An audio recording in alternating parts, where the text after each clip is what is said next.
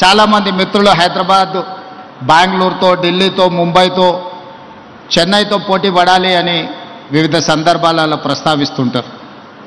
కానీ పెట్టుబడుల కోసం ప్రపంచ నగరాలను సందర్శించినప్పుడు New York, Tokyo, Japan, Singapore, South Korea లాంటి నగరాలను, దేశాలను పర్యటించినప్పుడు హైదరాబాదు నగరం ప్రపంచంతోనే పోటీ పడగలుగుతుంది.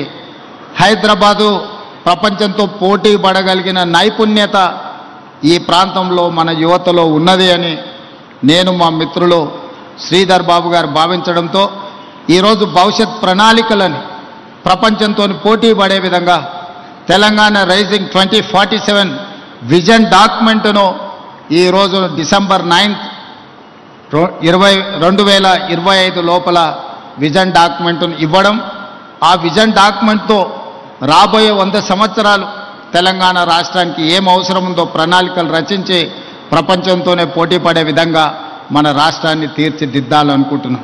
అందుకు ప్రధానమైన కేంద్రం ఈ మహేశ్వరం శాసనసభ నియోజకవర్గ పరిధిలో ముచ్చెర్ల, బాగరకంచ ఈ ప్రాంతంలో ఒక గొప్ప నగరాన్ని నిర్మించడానికి ఈరోజు మనం ప్రణాళికలు సిద్ధం చేస్తున్నాం.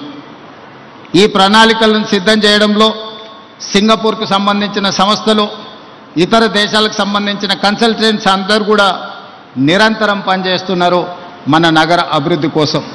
ఈరోజు దేశంలో ఐటీ అంటే హైదరాబాద్, ఫార్మా అంటే హైదరాబాద్, బల్క్ డ్రగ్స్లో 35% production in India from Hyderabad.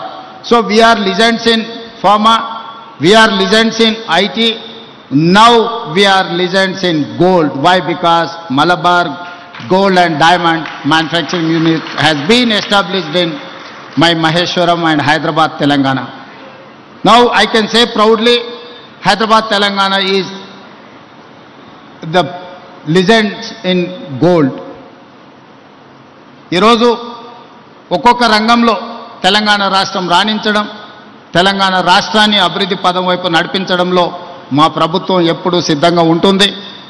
పెట్టుబడులను ఆకర్షించడమే కాదు, పెట్టుబడులు పెట్టిన వాళ్లకు పెట్టుబడులకు రక్షణ కల్పించి లాభదాయకంగా వాళ్ళ వ్యాపారాలు ఉండే విధంగా రాష్ట్ర ప్రభుత్వం సహకరిస్తుంది.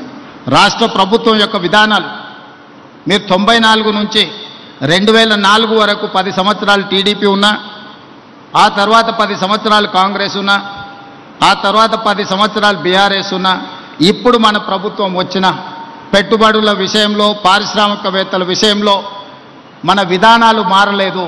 ఇంకా విధానాలను అభివృద్ధి చెందుకుంటూ మెరుగైన అవకాశాలు కల్పించుకుంటూ ముందుకు వెళ్ళినాం. Our industrial policy, our investment policies have never changed. We are time and again governments are changing. From 94 to 2004 there was a TDP government. From 2004 to 2014 there was a Congress government headed by Rajshekhar Reddy garu.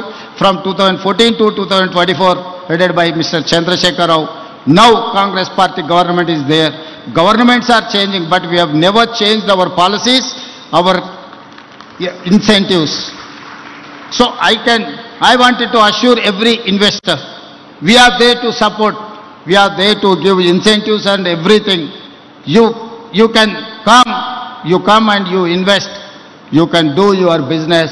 Telangana means business, Telangana means profit. Come and invest in Telangana. We are there to support. I wanted to once again congratulate Malabar team. Thank you.